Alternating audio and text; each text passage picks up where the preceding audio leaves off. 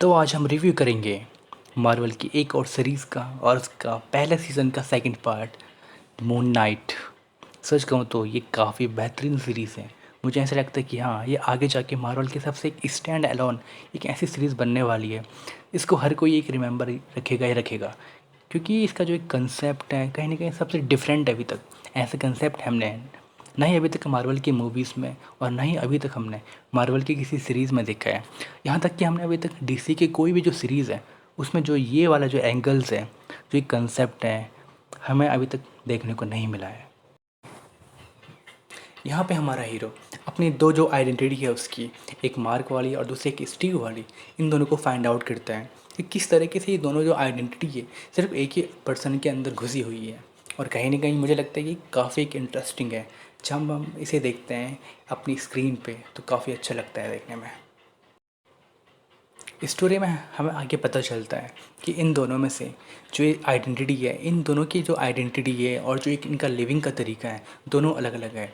अलग अलग है, जो स्टीव का है उनका अलग है, और जो मार्क का है उसका जो एक रहने का तरीका है, जो एक बात करने का एक्सेंट है, टोटली डिफरेंट है इनके एज़ कम्पेयर टू स्टीव का।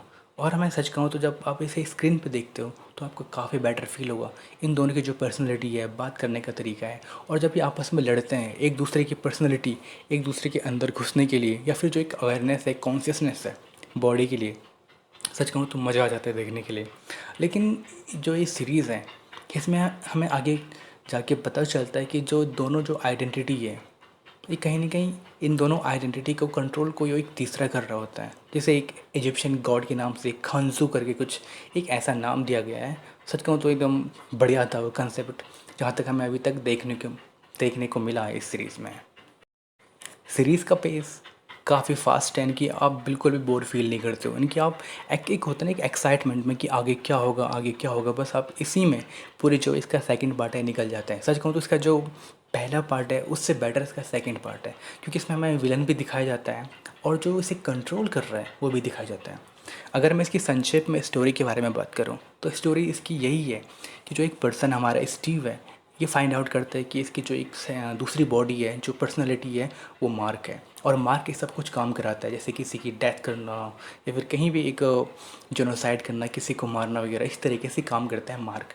लेकिन उसे पता नहीं रहता है कि जो मार्क है ये आखिर ऐसा क्यों करता है। लेकिन अगर हमें आगे जाके पता चलता है कि जो मार्क है ये किसी और के कहने पे, जो एक इजिप्शियन गॉड है उसी के कहने पे सारे काम कर रहा है, ताकि जो इजिप्शियन गॉड है इसको फ्री कर सके जो इसने कैद किया हुआ है। ये आप स्टोरी में आगे देखेंगे। सच कहूँ तो बहुत ही अच्छा था ये।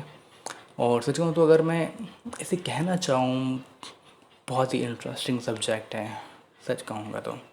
और इसमें कहीं न कहीं, और इसमें एक जो चीज़ जिसके लिए दोनों हीरो और विलन आपस में फ़ाइट करते हैं, एक कंपास की तरफ से दिखाई गया है।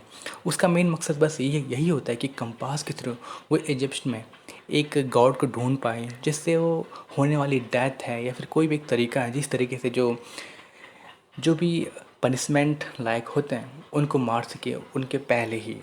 कहीं न कहीं यही दो चीज़ आपस में जाके टकराएँगी और बाद में जो फ़ाइट होगी गुड वर्सेस एविल की, हमें आगे जाके देखने को मिलेगी। अभी तक इस जो सीरीज़ है इसका पेस काफ़ी फ़ास्ट है, देखने में काफ़ी मज़ा आता है और आपको बिल्कुल भी बोर फ़ील नहीं होता है। और सच कहूँ तो मुझे बहुत ही पसंद आया। और मैं जो इसके आगे आने वाले सीज़न हो या फिर जो एपिसोड है, मैं उन्हें देखने के लिए काफ़ी एक्साइटेड हूँ।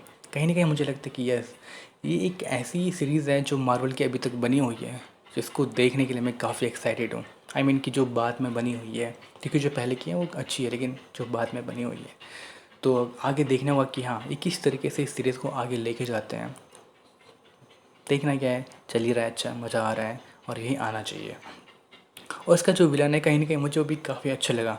जिस तरीके से एक विलन को इंट्रोड्यूस किया जाना चाहिए था उन्होंने इंट्रोड्यूस किया है, और बहुत ही अच्छा लगता है उसको स्क्रीन पे देख के। थैंक्स।